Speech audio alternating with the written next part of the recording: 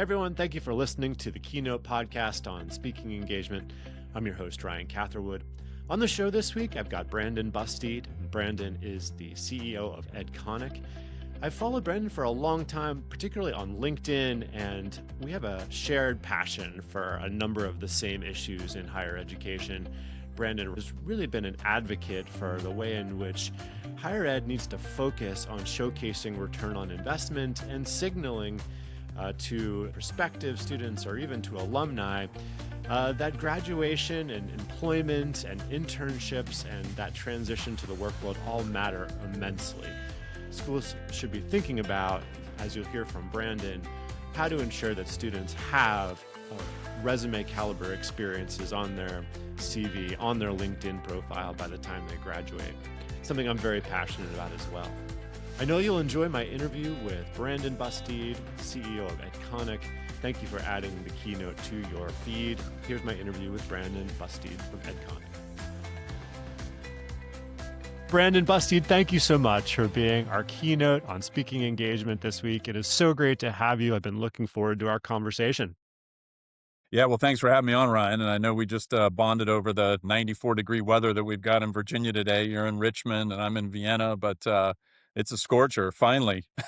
Yeah, I'm a warm weather guy. Yeah, it's all good. Yeah, well, Friday was 48. I just need to know what the direction is. I'll take the warm weather, but the back and forth is a little bit tricky. Well, Brandon, I followed you for some time now on LinkedIn. We were just talking about how the LinkedIn network is real and you kind of get to know someone and what they're passionate about and what they stand for. And these years, I've always been so impressed by your advocacy for the direction in which higher education institutions need to change in order to become more viable. And actually, we just recorded a breakout, my colleague and I, about your new piece on Fortune magazine, where you were talking about how schools should be thinking about LinkedIn and rankings. And so I guess maybe we could start off the conversation and get into all that, but maybe you could share a bit about, your career in the education ecosystem, some of the through lines and passion points that have been part of your journey from Gallup to Kaplan to Brand Ed and now Edconic. What problems have you been trying to solve? Yeah, that's a great way to think about it because it in many ways, much of my career has been aimed at, solving problems and/or, the flip side of that, taking advantage of opportunities from, clearly identified problems. And, I started shortly after I graduated college, starting an online education company that addressed alcohol abuse prevention, sexual assault prevention, mental health awareness. And so that's where I started, essentially in the student affairs world of higher ed, if you will, trying to address some really unpopular issues. Unpopular meaning not many young student leaders were really trying to find solutions to some of those things, but really important issues, right? Issues that were holding back the great potential of students in their pursuit of higher ed and higher ed in general. And so it was interesting. You could argue that my career in the education world started with trying to address what was then, a pretty serious epidemic of binge drinking on college campuses. Interestingly enough, for the last 30 years, those rates of binge drinking have absolutely plummeted. Not to suggest it's not a problem at all, but, night and day difference. And then, when my company was acquired, that was about a 12-year run at an organization called Outside the Classroom. I went to work for Gallup and, helped them build an education and workforce development practice. And on the surface, you're like, wow, that seems like a really big shift. You're going from an online, education company focused on, things like alcohol abuse prevention to a place like Gallup. And I think fundamentally, what I was really trying to, dig towards was, what for this precious thing we call higher ed. What is it that makes it so special, right? For those of us who look back on it and say it was one of the most meaningful experiences I've ever had, it helped propel my future, my career.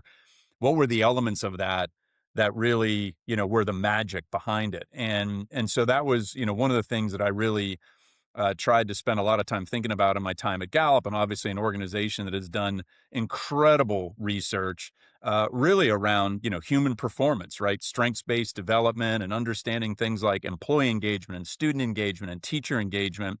And so that work at Gallup was really a continuation of that, arc of how do we protect this precious thing called higher ed? Where are there problems that we need to address? And also when it works, what's that magic formula? And so that led to the Gallup-Purdue Index, which was the largest representative study of college graduates in US history. And from that, I really feel like the rest of my career, kind of jumped from the findings from that project, right? And so I don't want to go into exhaustive detail, but one of the most important aspects of success in college was the degree to which you had a relationship rich experience, right? A mentor, et cetera, or the degree to which you did certain work integrated learning experiences like having an internship, for example, where you're able to apply what you were learning in the classroom.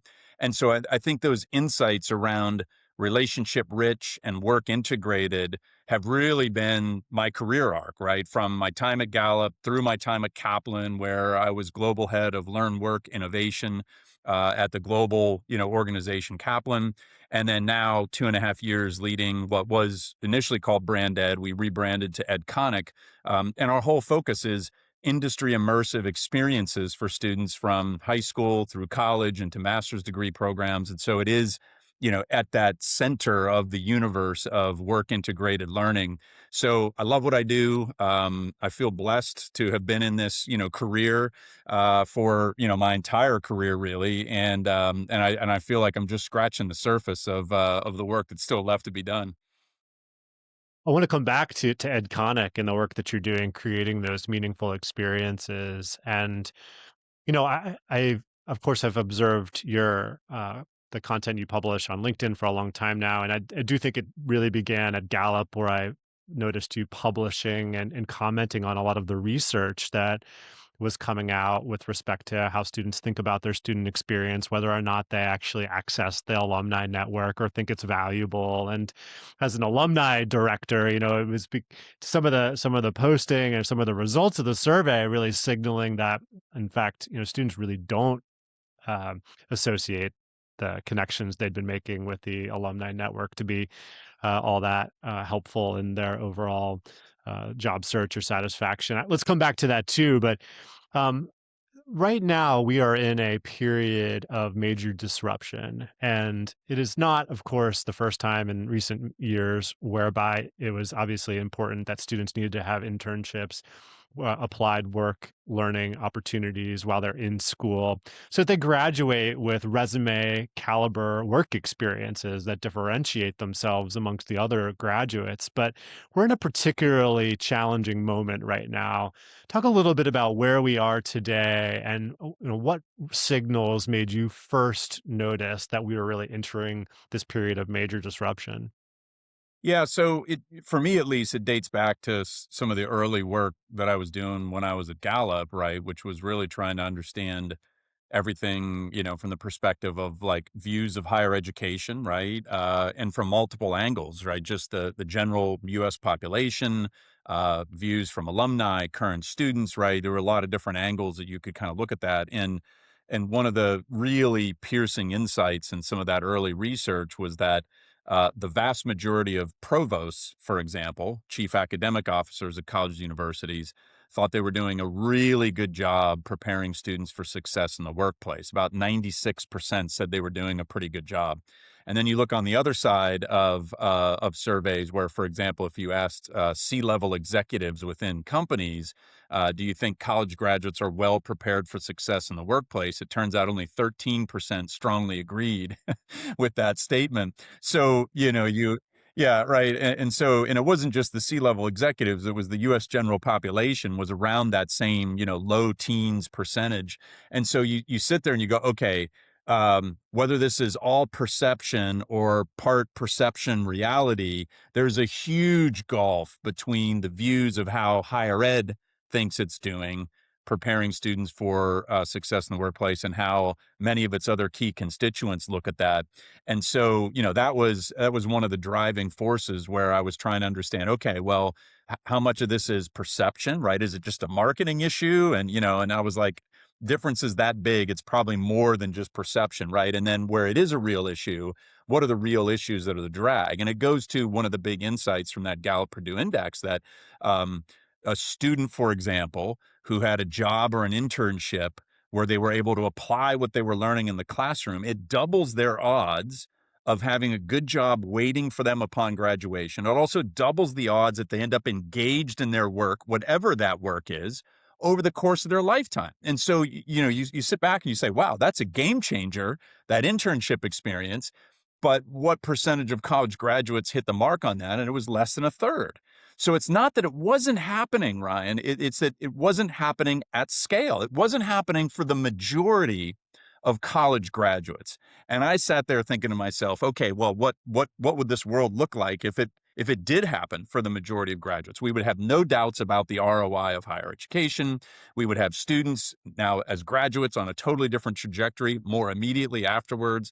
And so that was, part of what I really got fixated on. And then on top of that, we have started to see, and this is not recent, although recent trends have exacerbated it, we've started to see the erosion of what I call the initial rungs of the career ladder, right? The early rungs of the career ladder are either broken or are breaking. And those early rungs are things like summer jobs for teens, internships for students, and entry-level jobs out of college. And we've had an erosion of that now happening for decades. Starting around 2010, there was a huge drop-off in the percentage of teens who had any work experience whatsoever. This past year, there were 8.2 million college students who wanted an internship, on only 3.6 million who got one. And then, of course, we're having this live conversation about AI disrupting entry-level jobs, and in particularly entry-level white-collar jobs that a lot of recent college graduates are trying to enter into. I mean, I've heard people describe it right now as we're sort of looking at an iceberg-like formation where you have at the very top those C-suite jobs, and then the tip of the surface level of the iceberg is kind of wide, but underneath the iceberg, where all those entry-level jobs used to be, it sort of comes down to like a point where there's just very few of them. AI is taking over those jobs. I work with, as a consultant, lots of institutions who are trying to do something about this, who make big proclamations like, we're going to have internships for all, or we're going to differentiate ourselves by having applied work for all, and it's this noble pursuit. But then I find that institutions don't set up the infrastructure to do anything really substantive about this. So I guess my next question for you is, do you think universities understand the significance of this moment beyond the rhetoric of proclaiming that they understand it? It's a fair question. I mean, if you had asked me that 10 years ago when these insights were really starting to become pretty clear, right? The critiques about the ROI of higher ed and understanding, that things like work integrated learning experiences are really important, but realizing that it happens for a minority of the students who come through higher ed, there were a handful of institutions that already got it. You think about the Northeasterns of the world and the Drexels and the Cincinnatis, right? They've had 100-year plus co-op models built into who they are as an institution. So institutions like that have been intentional about work integrated learning. They've made it just fundamental to their model. And oops, no surprise, they've figured out how to scale it, right? And they figured out how to scale it because of what you sort of mentioned, right? They were intentional and they invested in the basic infrastructure needed to make it happen. So I'm convinced, point number one, that any institution who is intentional about scaling work integrated learning, about making it something that's fundamental, not accidental to a student experience, they can do it. It's a question of whether there's a real commitment there. And to your point about rhetoric, the good news is I'm seeing more institutions say that they value this. That's a step in the right direction. I am seeing more institutions take real serious actions towards this. And even, some of the elite institutions, take Brandeis University, major announcement this year about valuing work integrated learning and trying to help students create a work portfolio in addition to an academic transcript. And Dartmouth University raising $30 million in philanthropy to provide funds for students that can't afford to have low or unpaid internships. So, you're seeing it with little institutions, you're seeing it with the elite, who you could argue don't need to change anything, right? Because they're already winning the current game. Like, why would the Dartmouths and the Brandeis's of the world, both top 50 universities, why would they need to change? I mean, they're recognizing that this is important and valuable. So I do see action. It is not yet being done at scale. This is not the vast majority of higher ed, getting the memo and then doing something about it. But look, the ones who are, they're incredibly successful. I'll go back to Northeastern, record applications, record enrollments. I mean, just absolutely booming, into a place now where they're almost as selective as the Ivy League because of the level of interest from students and parents in what they deliver from a co-op perspective.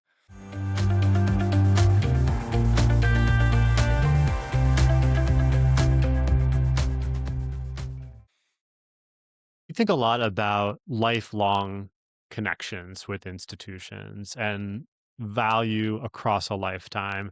How should institutions be thinking differently about their relationships with alumni with respect to this conversation we're having about how they can play a role in helping secure applied learning opportunities?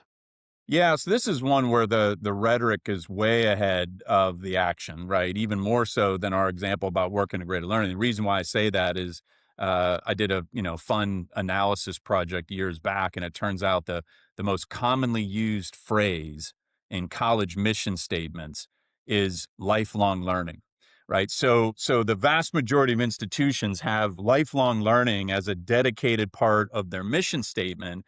And then when you say, okay, well, what are What we, does that higher mean? ed, doing Yeah. to deliver on that, right? And the answer is not very much, because you go to the traditional alumni engagement function. It is fundamentally about fundraising, right? And I know many alumni functions go well beyond that, but that's the kind of core drive. And I've seen examples, again, where institutions are now opening up some of the learning that's available on campus to alumni in the form of, online courses, the ability to audit existing classes, not for credit, but et cetera. So there are some examples of it, but I really think this is where we've got huge opportunity for innovation in the future, right? Think of the idea of, a degree. We right now have it locked into the construct of a 4-year period of time, or, a 2-year period of time, depending on if you're talking about associate's degrees or master's degrees or whatever.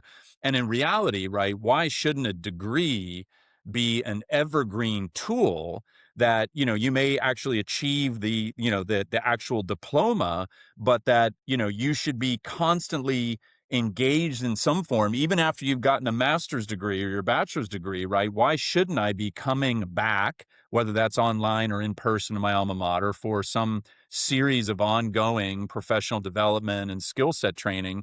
This is an opportunity where I think universities could offer subscription-based tuition models. You're barely seeing examples of that right now. Probably one of the ones to watch is Georgia Tech. They've started a new division that is dedicated solely to lifelong learning. So I think there's going to be some early examples out there, but I think fundamentally this is where there's huge opportunity to innovate in the spirit of, like, what do we mean by a degree?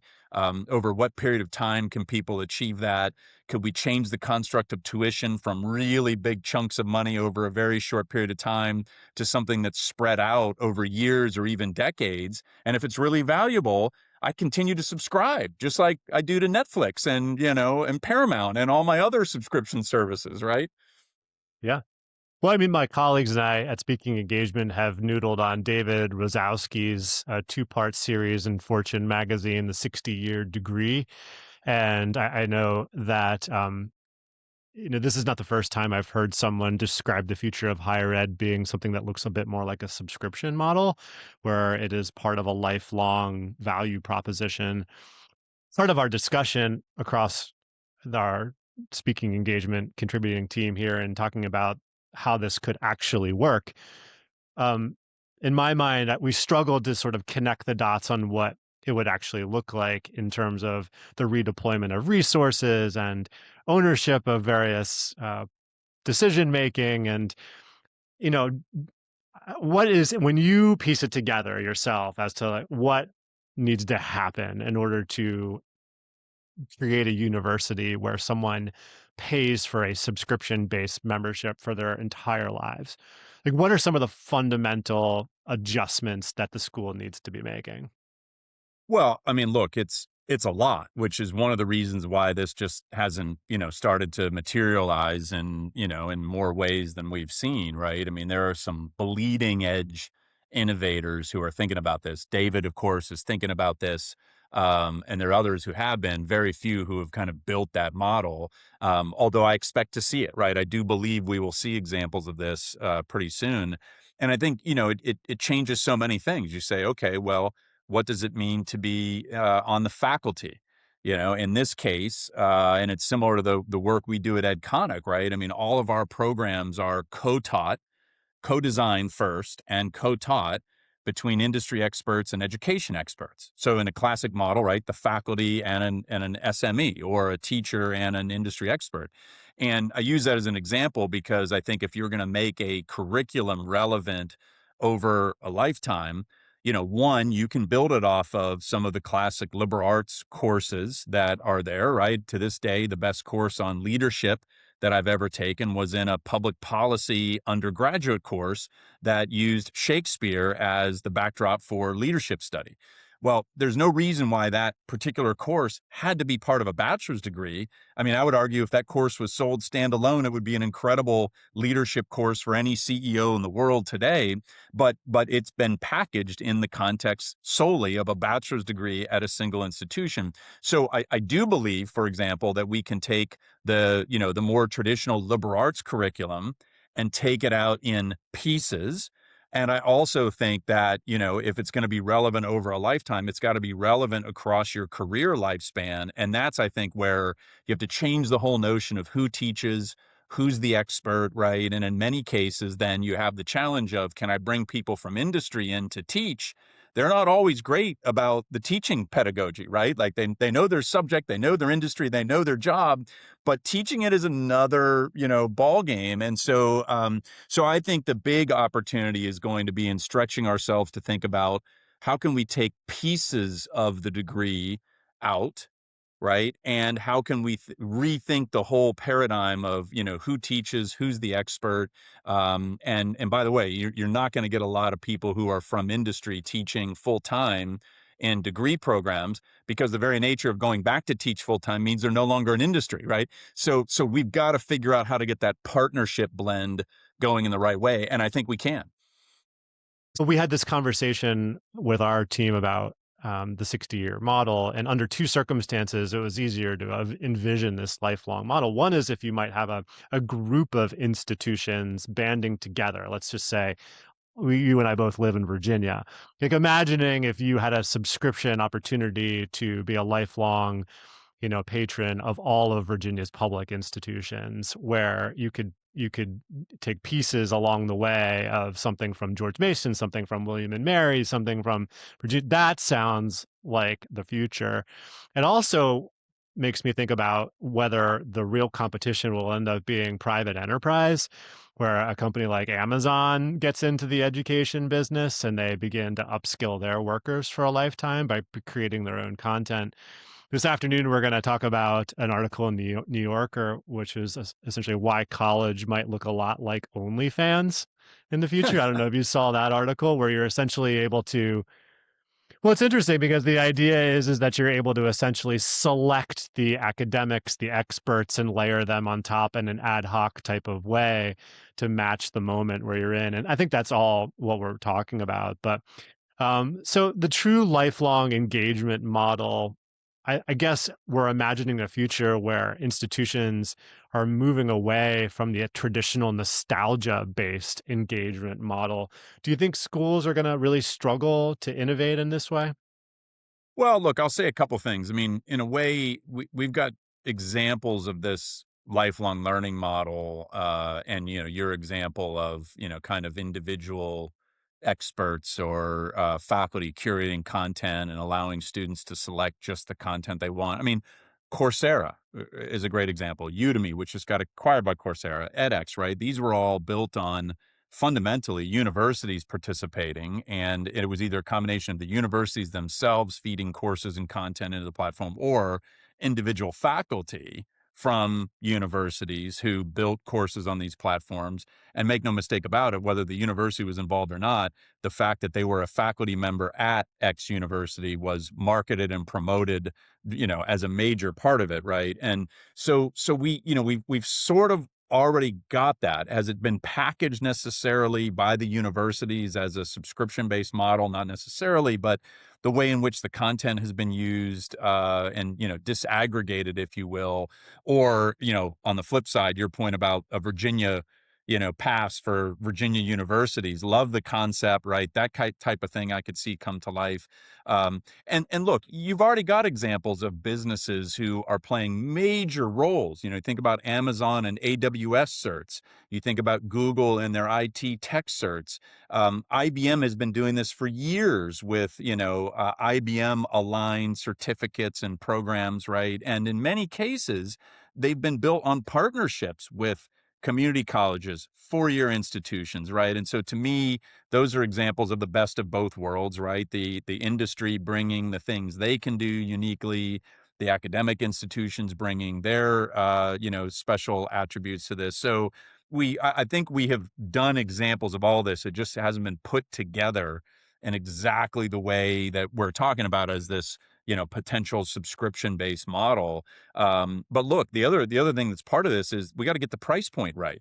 When you think about the cost of college tuition, regardless of what the discount rate is at an institution, most people are just completely intimidated by the price tag that is advertised.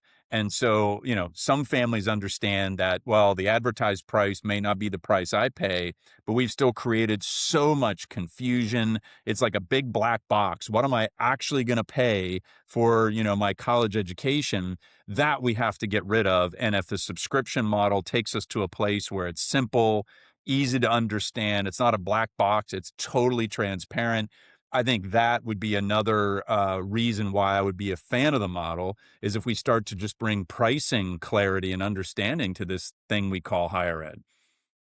Wonder if fundamentally you have to sort of strip down the notion of the 4-year burst in order to get the pricing under control with this subscription model over the long run.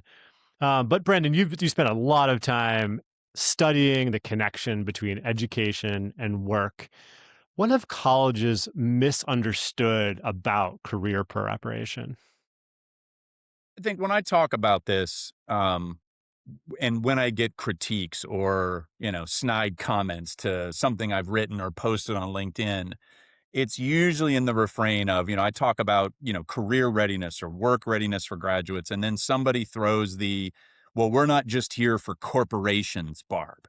Right. And like, I have never meant employment as a term or job or career to mean only jobs or careers or employment for-profit companies or corporations, right? I think about it broadly defined. Employment is a faculty job at a college or university, right? Employment is a job at a state or federal government entity. Employment is a job at a nonprofit organization, a faith-based organization, right? It's not just companies. And so, to me, I think what happens in higher ed is when you say career readiness or workforce development or whatever, you get this reaction, negative reaction, typically from the faculty and from those who are kind of the defenders of, the liberal arts in the purest sense, who think that, well, that career readiness is, mutually exclusive to the liberal arts, or it's mutually exclusive to the fundamental value proposition of higher education. And I just fundamentally reject that, right? These are both ands. And I think anytime I talk about this, I'm very clear that we're talking about gainful employment in all types of organizations, not just companies. And usually if I can break past that, the barbs, go away, and the swords and the knives and whatever start to get tucked away. But I think that's usually the biggest misconception or misperception is when we talk about career readiness. Somehow it's like, oh, we're serving the corporate gods only. We're not. We're serving the most important reason why people value higher education, and that is to get a good or better job. And if we miss that, if we misunderstanding that that's the number one reason why people value higher ed, the number one reason why they pursue a degree, we miss the whole story. A mutual connection of ours, Brandon, is President Frank Shushock at Roanoke College in Roanoke, Virginia. And I know you presented at ASU plus GSV with Frank, and Roanoke College is a client of mine. And it's an interesting institution because right now they had been working on a classic liberal arts model where they were trying to be one of the best private liberal arts schools, and things have changed, and they recognize that their students come from the greater Roanoke area, and they began to analyze the companies, the corporations, the hospitals, the entities that are in that area that have all these open positions, and then trying to figure out, well, how do we reverse engineer what it means to be ready for employment at these particular institutions? How do we strengthen the connection between our institution and these employers, and everybody wins, and so, like, I imagine, Roanoke College isn't the only school thinking about it in these terms as they begin to analyze who their students are, where they come from, and where the opportunities are. How do you think about this moment? And maybe you can comment on, those ideas that I know President Shushock well. Yeah. Well, look, President Shushock, he came through the ranks of student affairs leadership, which I think is really important because there's relatively speaking fewer presidents that come up through the ranks of student affairs in the president job. Mostly it's academic affairs, right? And the reason why I mention that is that Frank is always thinking in a student-centric way. He has from the second he entered higher ed as an administrator, and I think he's brought that to his university presidency as well. But in doing so, he's also thought about not just the student at the center, but employers and other partners are we being employer centric in our work? Are we being student centric in our work? And I think what Frank has really done is he's discovered very clearly the intersection of those two things, right? Where what's good for a student who's looking to find a family sustaining wage job after graduation, and ideally doing meaningful work, and then thinking about the employers who have those kinds of jobs available in the immediate region of Roanoke. It's a win-win-win. I mean, everybody is involved in that win. So to understand what the employers need is helpful to understand how I'm successful for my students and therefore my alumni. And I think the Frank's example of his work at Roanoke, it speaks to what I know employers want from all the Gallup research I was ever involved in. Employers want both a broadly educated graduate and one who is also specifically skilled. These are not mutually exclusive. They're both and. So yes, I want the English major, but I also want that English major to, for example, have a certification in cybersecurity or data analytics or whatever the example might be. You show me a graduate with the combination of that broadly educated in the classic liberal arts sense, plus specifically skilled with any level of real work experience, and you've got a total home run from an employer perspective. So those are the kinds of things that I think Roanoke is unpacking in the Roanoke region. There are other colleges and universities that have done this for a long time. Fewer liberal arts universities who have thought of themselves in the context of workforce development partners in their region. But if you just remove workforce development from the bad corporation mindset, you get to a place where you realize you're serving all the hospitals in the region, all the nonprofits, the state government, right? Like, oh, and by the way, your own university. You're serving your own university with graduates who are going to And be it's great employees. sustainability, right? Yeah, for sure. What do you think about institutions like Arizona State University that have really embraced innovation and accessibility. And, we had Michael Latsko, who's the chief human resources officer at Arizona State University, on speaking engagement, and he discussed the notion that that school is really focused on ensuring that anybody who wants access to Arizona State's resources has access to it. What do you think that does to the student experience more broadly? And it's so different than the notion of the elite institutions that only admit, the 10% of applicants. Is there a good model and a not as good model here in your view when it comes to generating more successful graduates who enter the workforce and enter the careers of their dreams? Yeah, look, I mean, I think there's a lot we could say about this. I mean, one, I'm thankful that in the United States, we have incredible diversity across higher education, right? And the types of institutions, 2-year, 4-year, public, private, online, place-based. I mean, we are benefiting from having many different types of institutions, and we're benefiting from the kind of innovation that a Michael Crow begins at Arizona State University, because it really wasn't defined as Arizona State University the way we know it today until Crow's arrival. And it took an entirely different direction around this, where it's now a brand that is a globally elite brand. And it's globally elite and respected because of what you just said, is that, it has driven a more of an open access agenda, with the idea that we can be successful for any student, certain minimum requirements, of course, but for any student who comes to us. And if we can, we should do it for more and more students, right? And I think that's the interesting challenge. When I look at the small, private, elite institution, if they really are the best in the world, you ask the simple question, why wouldn't you want to scale it more? Like, if you're really the best in the world, right, why keep it to yourself or to keep it to a small number of students? I mean, that really is the fundamental question of the small enrollment elite institutions. I was, just as a fun exercise, I was trying to figure out, okay, what's the average IQ of a student who goes to a place like Harvard? How many people in the world statistically have an IQ of that level?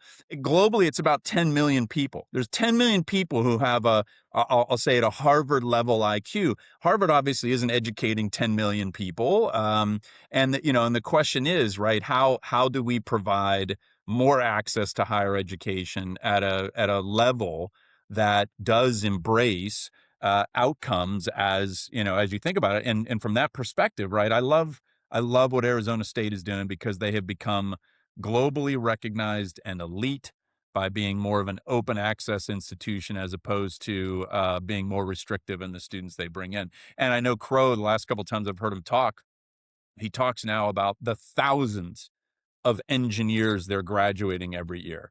That used to be in the hundreds before his arrival, right? And so even taking really difficult fields where students struggle to get through, the weed out math programs and things like that, they've done the opposite. They've taken the weed out math programs and try to make them the accelerator programs for engineering programs. And so it's just that mindset that I think other institutions can and should embrace. They may not be able to do it as well as Arizona State, but not many of them have actually tried.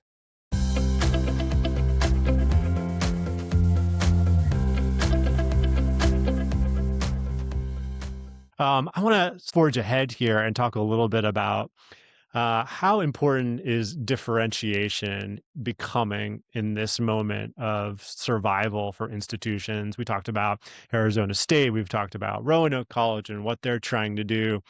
Is that the core problem schools are facing right now? Is differentiation? When you're in a market where there's more supply than demand, right? Yes, differentiation becomes really, really important, and I think we're at that place. I mean, part of it is a population age demographic that is shrinking in comparison to when higher ed was in its boom phase. after World War II and, through up and through the 80s, 90s. I mean, we hit peak higher ed enrollment around 2010, and we've been down ever since. And, you look at the average age of 18-year-olds in the US, obviously that's going to be a demographic trough for the foreseeable future. And look, it's probably the case for a while because US birth rates are at historic lows and have been near that for a while. So where we've created the supply and classroom seats and in residence halls and other things, we've now arguably got a lot more supply than demand for higher ed. So in a market like that, differentiation, standing out, being unique, being very clear about your value proposition is more important than ever. And I think you see it. So I always use this as an example. Very few colleges and universities have a signature. Like if I were to just start to name different institutions and say, what's unique about that one compared to any other, right? Most people kind of get stumped. And unless it's, I'm a Ivy League or I'm a top 25 ranked institution, or I don't know, I'm a power conference sports organization, right? But even then you go, well, what's the difference between one Big Ten school and another Big Ten school, or one Big 12 school and another Big 12?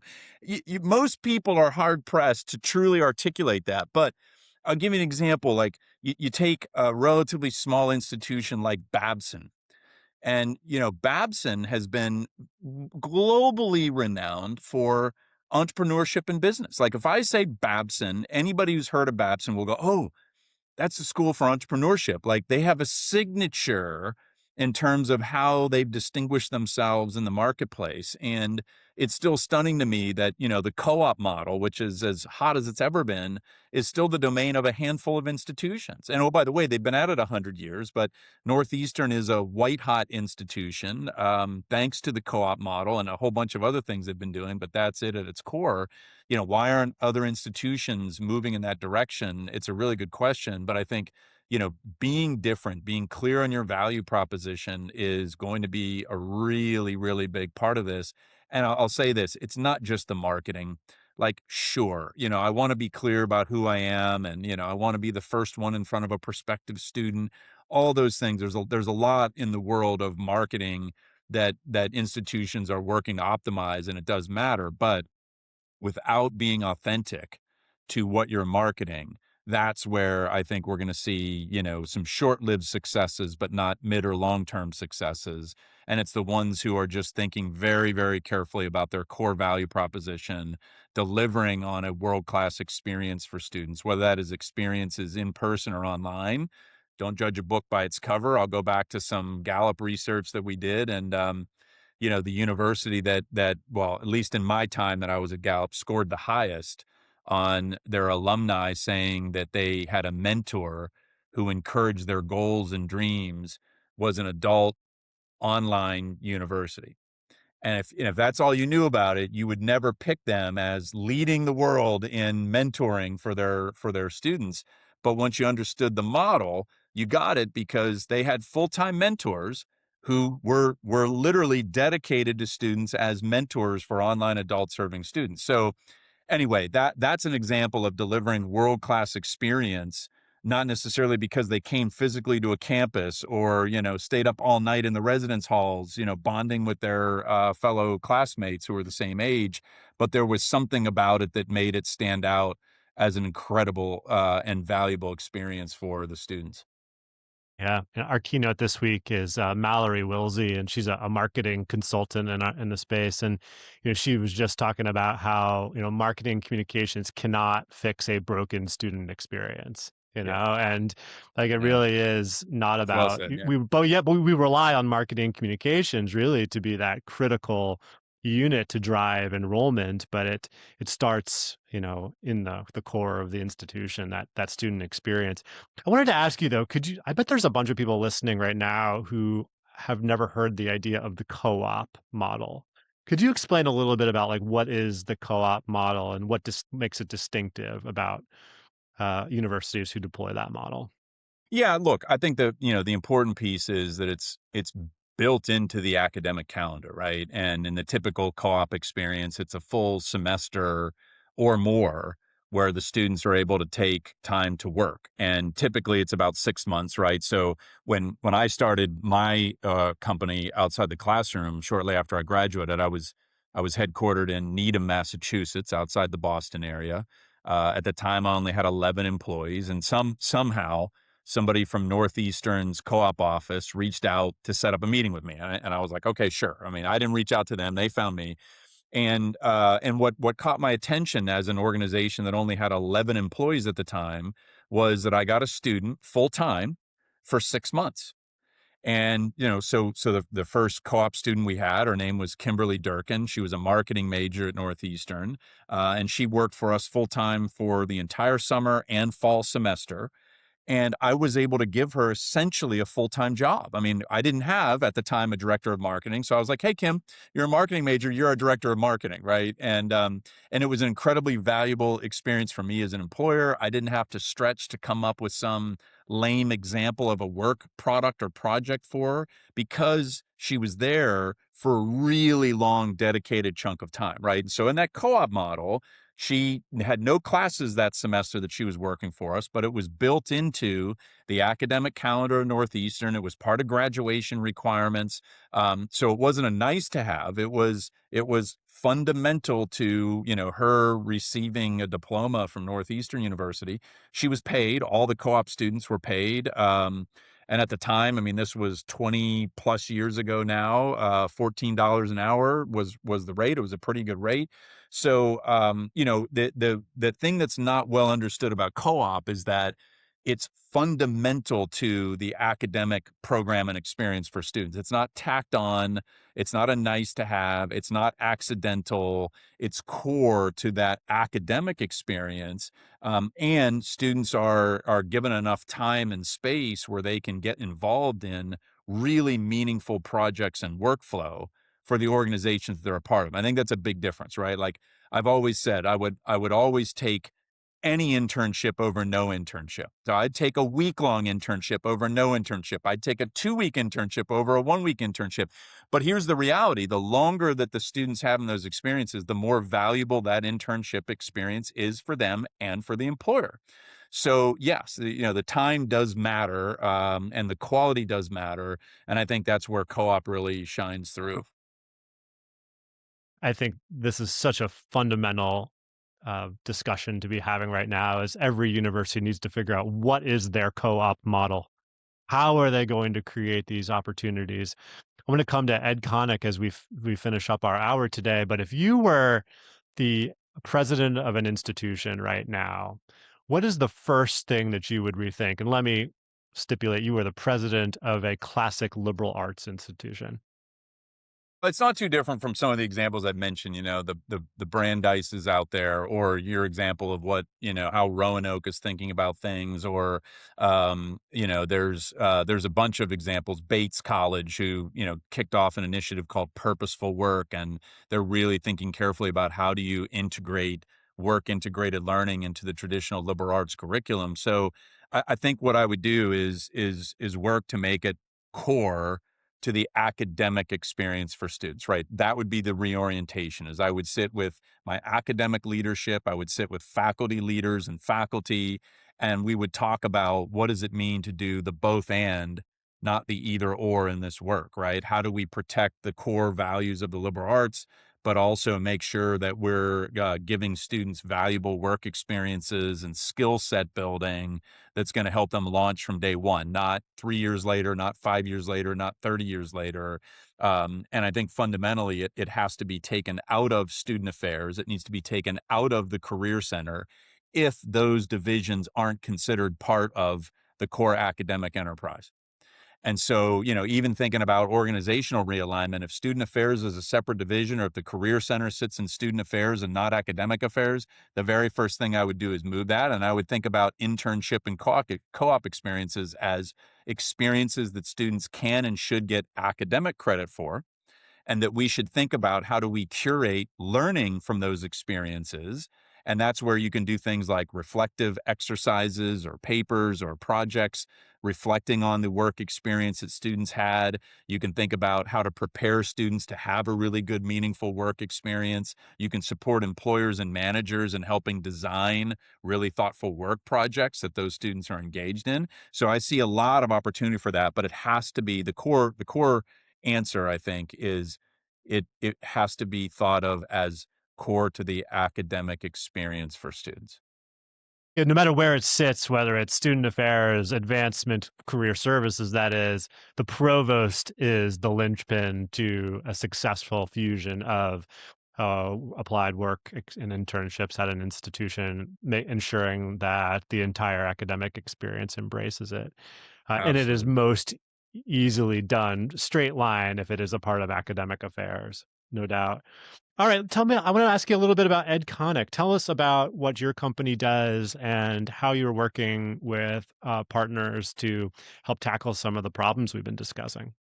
Yeah, look, it's a super unique model. It's the reason why I came to the opportunity now a little over 2.5 years ago.